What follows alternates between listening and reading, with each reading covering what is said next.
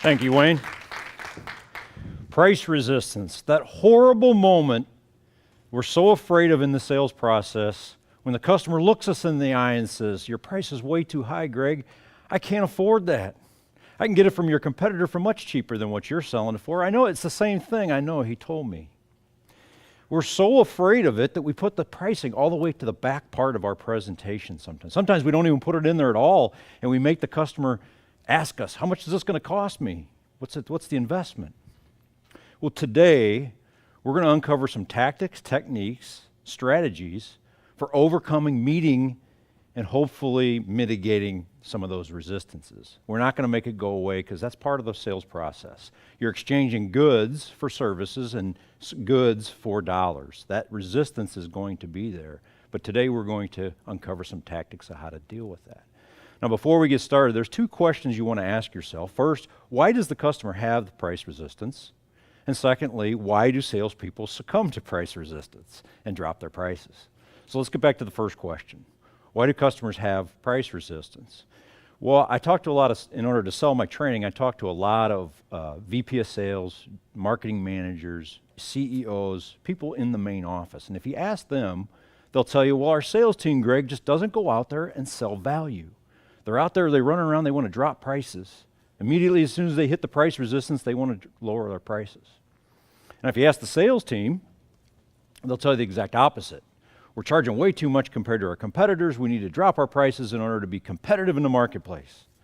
Well, hopefully somewhere in between, in the middle, is the real answer.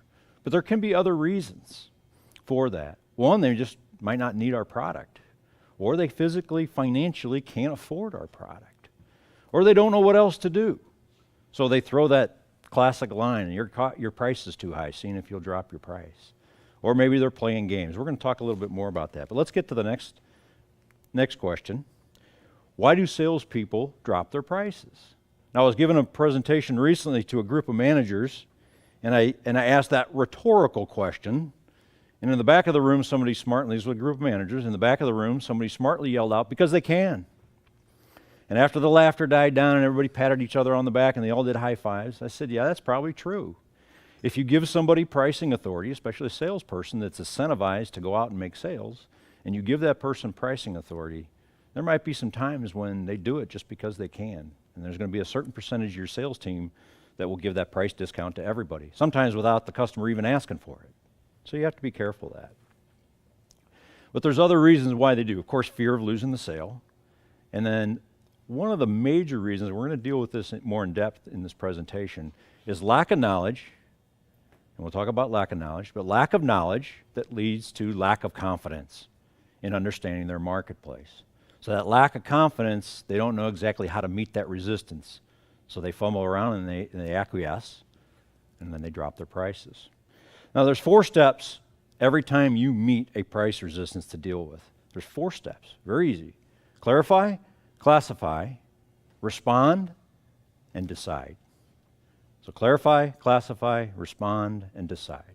We're going to talk about the 4th one first, because that one, we're going to get it out of the way, and that's decide.